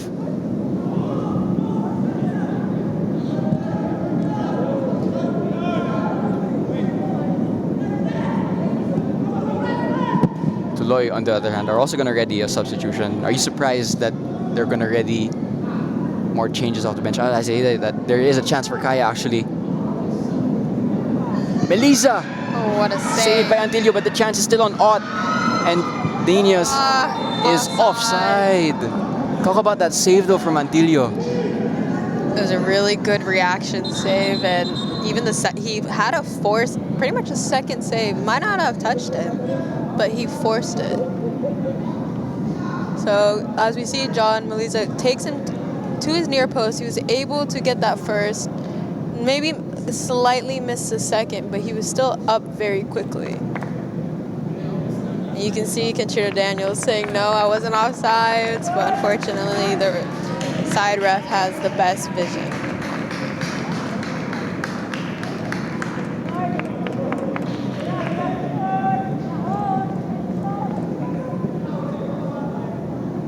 Here is a better angle. That's interesting because there's two players in front of Daniels, or Daniels, I should say. Okay, maybe he was correct. Because you can see that on the defender that was on John Meliza was with John Meliza, and Kenshiro Daniels was behind him. Of course, the linesmen are in the best position, but from our camera angle, it looked like Daniels was onside. For sure. Now I can see it. Now I can see why he was doing a little bit of the Matumbo finger, saying no, no, no. I tell you what, when Daniels sees that replay, he's probably gonna have a lot to say. I mean, I would if I was Kenshiro Daniels. Of course, Daniels didn't start this match, so he would have loved to get a goal, as we see a little bit of fireworks ongoing at the moment. That was a foul there against Kaya. Just over 20 minutes now for the rest of this one. If you're Tuloy, what do you think the message from Coach Ken Talam would be, Kiara? I feel like they've been doing good. Like, really, I think they just need to take their opportunities in front of the box. Like, yes, you want to try to build up play, but there was plenty of chances for them just to shoot it. But they wanted to do that build up play, which is completely fine. But sometimes, because like, if you recognize, we haven't tested the keeper, so we need to maybe try to get him when he's not paying attention. It's really tough for Tuloy because they have to make up for so many different types of factors. For one, they're the youngest team in the PFL. Then they're also one out of two teams in the PFL that are purely homegrown. Here's Ott. Challenge in the midfield, it drops to Meliza. It's gonna drop to Ott here, keeper off his line. And to be fair to Antilio, he gets to it first. That was a good piece of aggressive goalkeeping, I must say. Antilio might have hurt himself though, he's holding his thigh. Or he might just be fixing his shorts. Maybe a little bit of turf burn. Oh, that's right, because people probably wouldn't know unless they played on turf pitches, but talk about what happens when you slide on a turf pitch. We get a little bit of what we call a raspberry. A little bit of... Chance here for Meliza. It's going to be 4-0. No offside this time. And Daniels had the offside goal ruled out, but he's going to have an assist here. And Meliza is going to make it 4. Really good cross in the finish. A bit lucky because the first time shot went a bit wide. And then the second one, Meliza was not going to miss from there.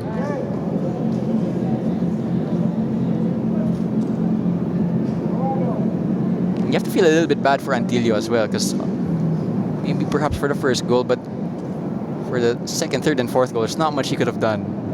And that's a bit heartbreaking as a goalkeeper, I'd assume. Yeah. Oh yeah, because when we feel like we're having a good game, maybe even if like we're not up or not, like we hold every goal very closely. Here's Paulo Bugas. It could get from bad to worse for Tuloy. Still Bugas. He's going to keep it in and find Diano. He was closely tracked by Tuloy player. And it's a bit of a heartbreaker for Tuloy because there was moments in the second half when the score was still 2-0 that they created 1 or 2 chances. You remember the big one that Dato saved. Had they taken one of those, could have been a different scoreline. Kaya's backline is going to get tested one more time. And still with Tuloy, so the chance is still on. Arboleta's gonna have to do some defending. Halike, left-footed shot, saved by Dato. And not only was it saved, it was caught. It's like a cat. How big would it be also for Dato if he keeps a clean sheet, Kiara? I think just for confidence-wise, I think it'll be good because like as a goalkeeper, you want to come out with confidence. So I think with him catching the ball is a good confidence booster, and by just hopefully also keeping the clean sheet is another confidence booster. And I know exactly where he's coming from. Coming back from an injury, it's no joke. Like, I've gone through it. So, like, knowing, and he was out a lot longer than I was, so I can just imagine what he was thinking. And obviously, the first game back is always, like, the most, like, stressful because you want to do good. You know, you work so hard to come back. And so we're hoping, you know, he keeps that clean sheet and he has that confidence back.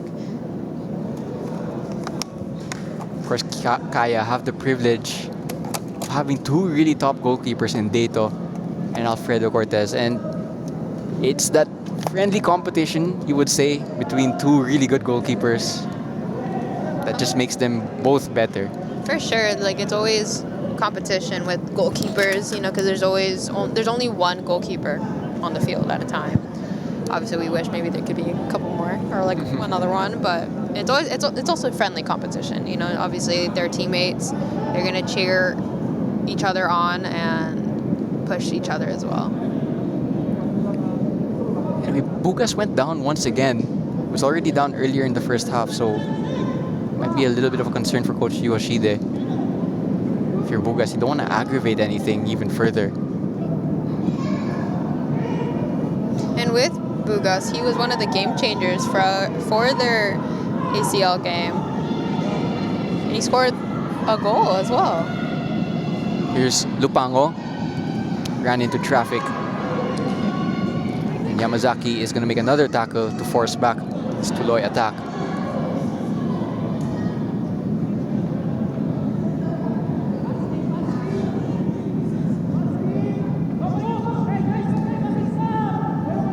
Tuloy, they have under 20 minutes to make or to create a consolation goal or more.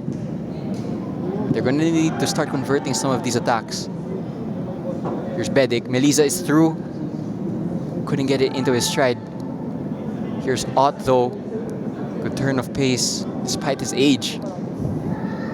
Ott. And still Ott. Caught by Antilio. That was a really good catch, actually, from the goalkeeper, it must be said. We love that. Like, it's exactly when you have just not soft hands, but just a catch like that, it's like, okay, you know, it's a good reset for yourself and for your team. Chance. Here's Diaz. Sarasar cut back. It's gonna fall to Halike. Halike, it's straight at Dato. The shot didn't have that much power.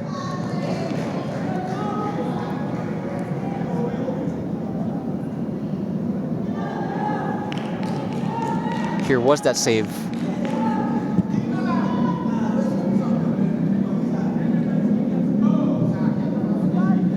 Here's Bedik running through. Here's Janjan Melisa. To Bedik. Offside is going to be called, though.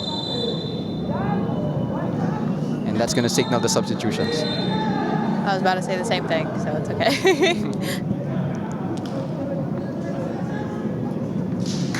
And I'd imagine from Coach Hughes' perspective, a lot of these are due to rotations. Actually, it's Bugas who went down not too long ago as well, so there might be a bit of a factor in that as well.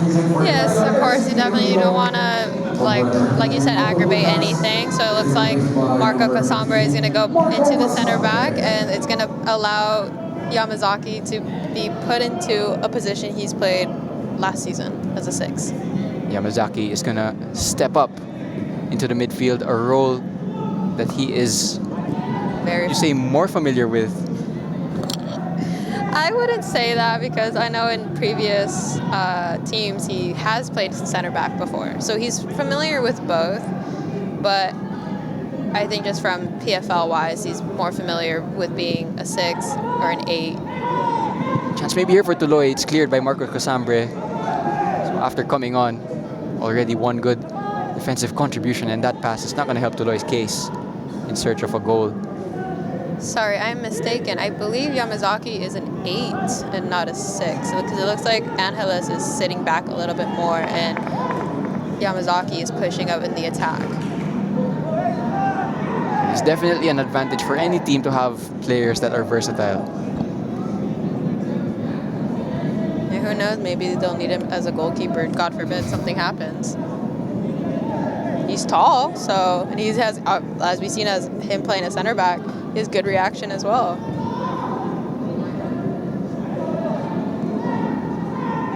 Here is Yamazaki. gonna drive forward. Kaya have a lot of numbers here.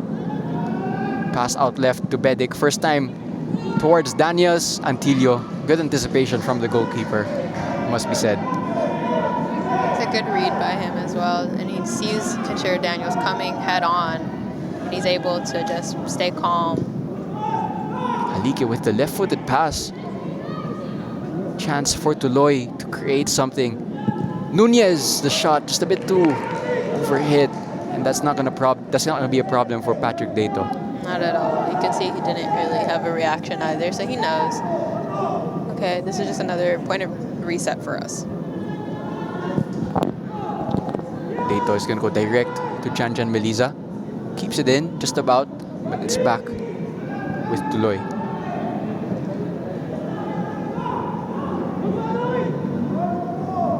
Tuloy slowing the game down. Here's Diaz. Out to the right.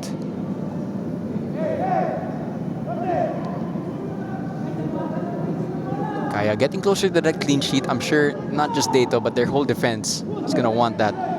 Here's Halike. Still Halike. And still dribbled a long way before he was eventually tackled.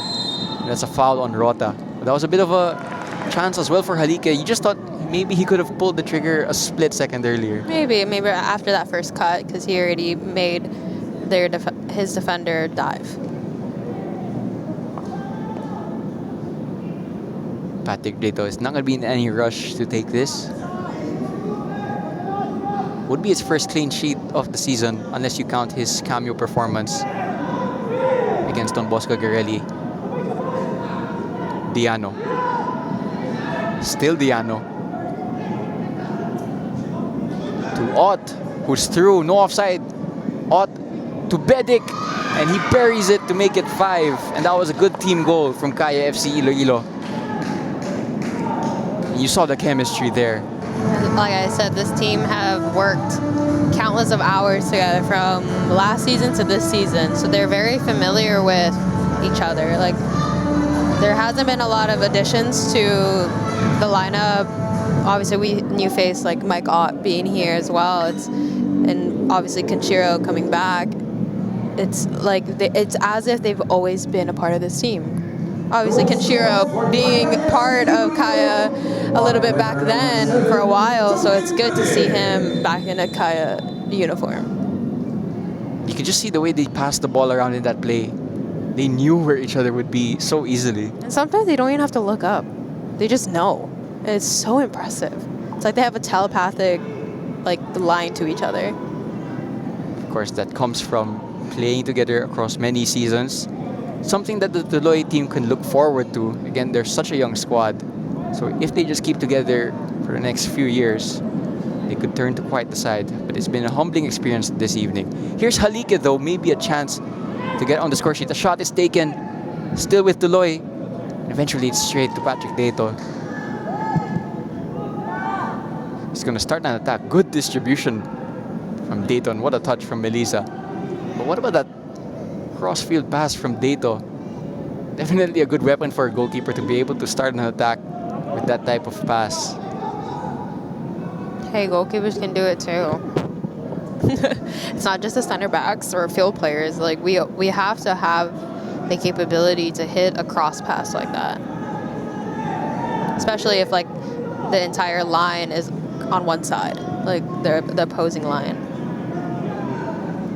Something that coaches value so much in goalkeepers these days. And would you say that goalkeepers, they basically become, when your team has the ball, they basically become another player, outfield player, would you say, with the ball? You see the modern trend, like some goalkeepers even step so far up. Yeah, we call it like sweeper keeper, where we're just kind of sitting. There's a chance for Tuloy. That was number 20. The substitute, Sahor, couldn't get his finish right though. And because of that, Dato's clean sheet is still intact.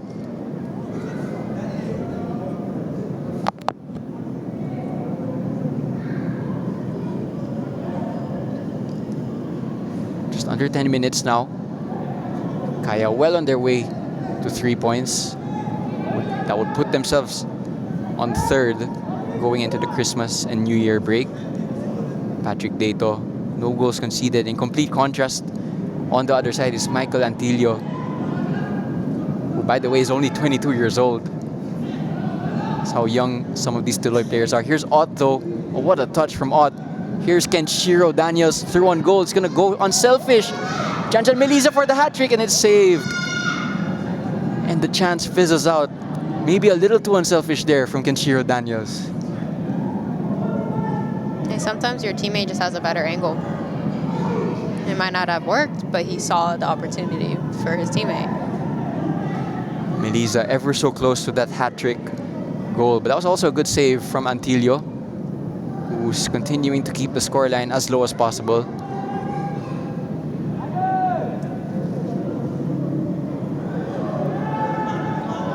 Kaya are going to launch another counter here. Bedic, Meliza, Ott's in the middle. Early cross looking for Daniels. It's going to be met by a Tuloy fullback. And Tuloy, it's now their turn to start an attack.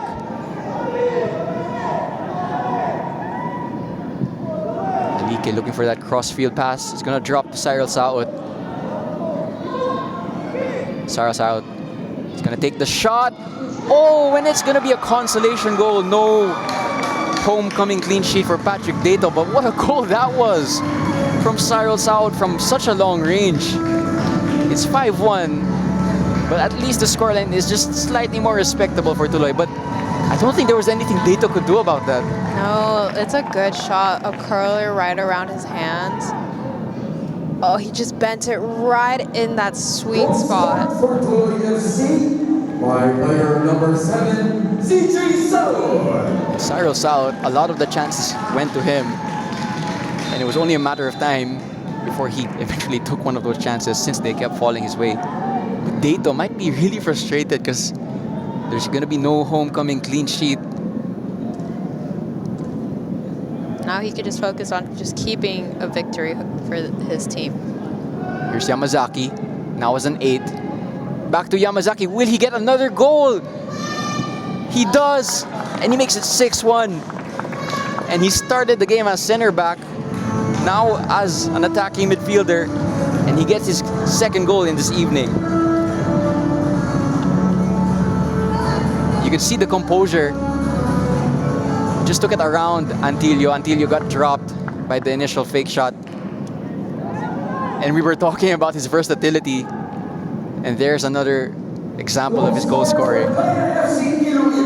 Just really good foot skill and just so calm on the ball. Just able just to see where the goalkeeper is going, already seeing that he's diving. He's like, okay, I'm just gonna take another small touch, and I'm just gonna slot it in. So that's now 2 goals apiece for Yamazaki, Janjan Meliza, and Joven Bedic. So there are 3 really good contenders for man of the match.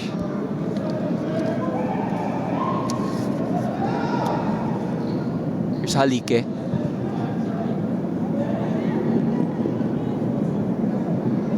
Chance for Tuloy, just about couldn't keep it in.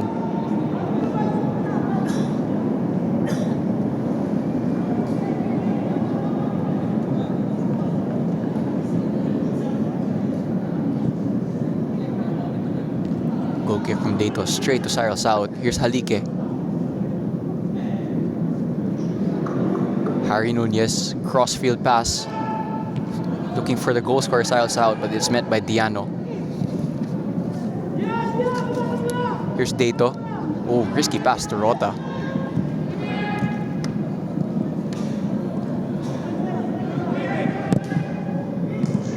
Touch from Daniels, just a bit too heavy. Couldn't keep it in play.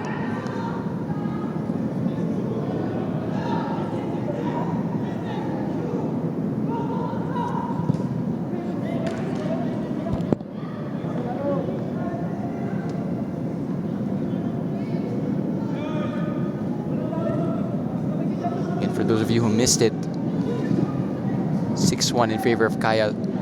A brace apiece for 3 Kaya players. Night got started with Kaishu Yamazaki, and that was closely followed by Bedic to make it 2-0 in the first 10 minutes. Then in the second half, Meliza scoring 2 in succession for Bedic got his second, and so did Yamazaki.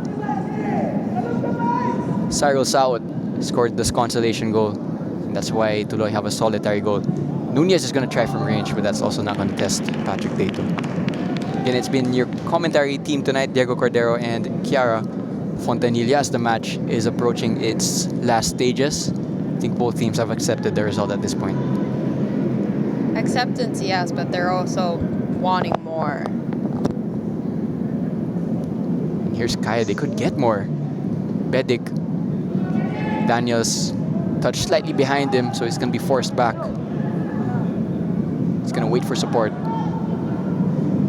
Angeles. Yamazaki. Melisa. Melisa still takes the shot. Looking for his hat-trick goal. I think Antilio knew that was going out though.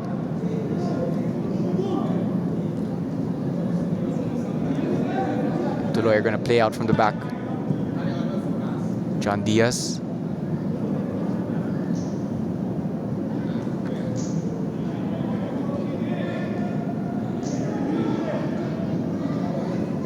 Alike to Diaz to Lupango, who's through on goal. Lupango just one touch too many. Just good defensive chemistry as well. Good communication between Kaya's back line. And Kaya from back to front. It's 2-on-3. And Bedic is through on goal. Oh, and he couldn't get his touch right, which is a shame because it could have been his hat trick. And they had the numerical superiority there. Here's Halike.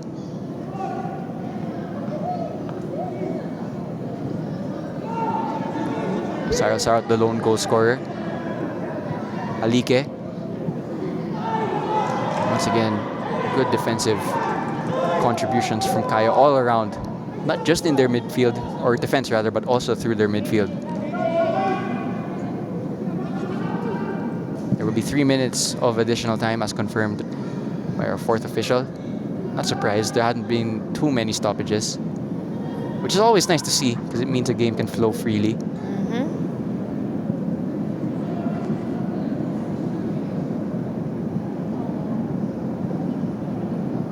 It looks like Yamazaki and Angeles maybe switched a bit. Here is Yamazaki. Also on a hat-trick. Ott. Bedic, no offside. Still with Bedic. Doing a little juggling in the opposition penalty box. I love the creativity. Crossed in from Melisa. Looking for Angeles, but it's the other number 8 with the header. Diano. Yamazaki looking for Diano once again. And Diano's gonna cross it into a dangerous area, but I feel like no one was expecting the cross. Halike. Oh, Tuloy have numbers here. Down the left. Cyril South. It's 3-on-2 this time. The pass towards Lupango. And it's saved by Patrick Dato. Look at that reflex. He didn't even move. Can we get a replay of that? Because from this angle, it looked like it went behind him. The thing about that was... He just... Was that like one hand? Yeah. And it stayed glued to his hand. Incredible from Patrick Dato.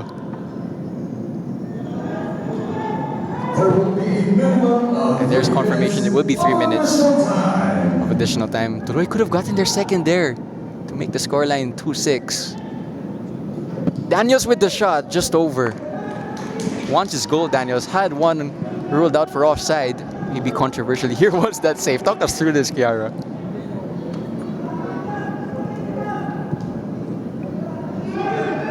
Incredible. Wow. I don't have words for that. It's that impressive. That is just... He just stuck a hand out and it stayed glued to his hand. Here might be another chance for Tuloy. Sahor. Diaz. Step over. Still Diaz. Sahor, the shot is gonna go wide. Good foot skills. Able to just have the confidence just to take on his defenders. was John Diaz dribbling past a few players. John Diaz, who, by the way, I'm checking my stats right now. John Diaz, who is 19 years old. Incredible, the age of some of these Tuloy players. Makes me wince a little bit, not gonna lie. Of course, goalkeepers have longer careers than most other positions. I would say so. Oh, chance here for Melissa for the hat trick. Collides with Antilio, but the referee is actually going to give a free kick in favor of Tuloy. Not too sure what happened there. We'll need a replay of that, but Antilio looking hurt. Here was that chance. No offside because it was from a Tuloy header back, and yeah, it's just a body to body. Just a body to body. It wasn't intentional. No malice there from Janjan Melisa, but there might be some permanent damage because Antilio is still on the ground. Hopefully no permanent damage. Hopefully it's just like in the first half, a little bit of a collision. He's back up on his feet.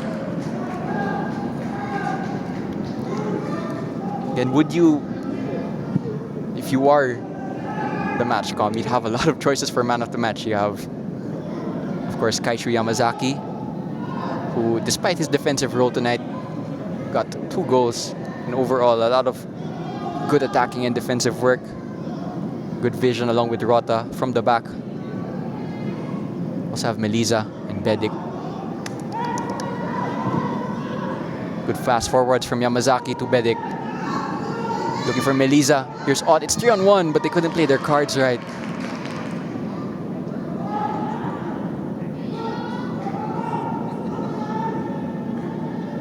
Here's Bedik.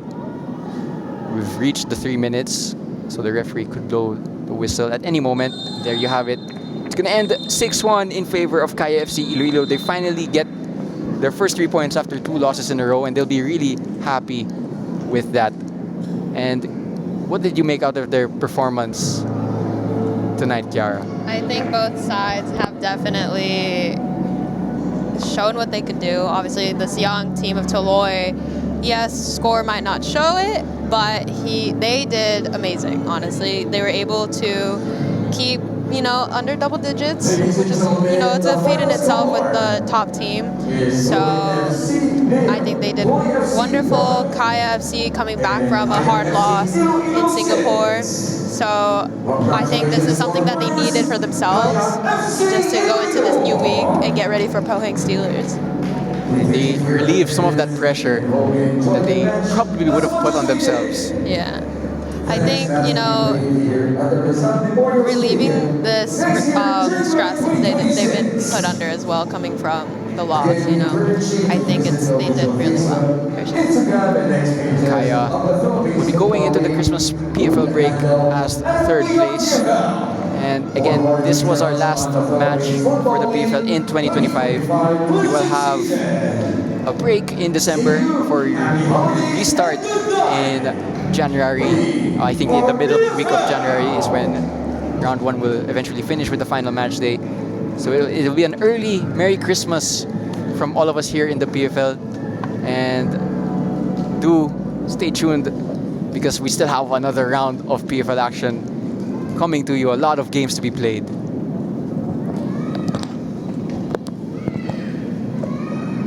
Again, this has been your commentary team for tonight and for the last time in 2025.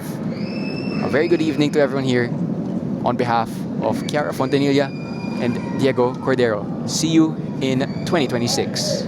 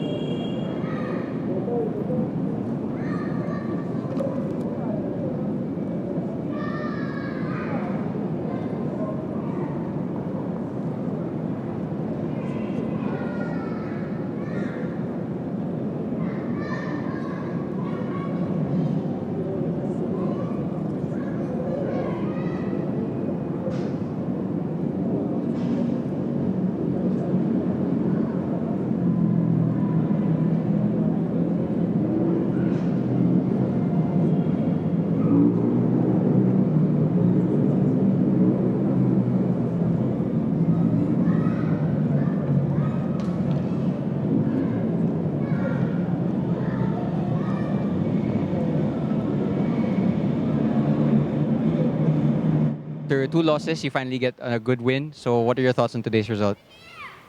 When I bounce back from also our last game Champions League, so we wanna keep the spirit high and then finish strong. One more match this year for you against Pohang Steelers. What's going to be the message from Coach Yu to carry the momentum forward?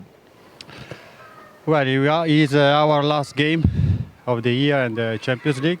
Obviously, we want to get 3 points. We are working hard, even if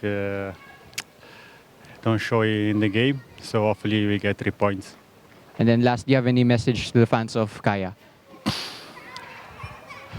Please come to watch our last game, Clark. It will be my last game for Kaya, and I hope to see everyone there. Thank you.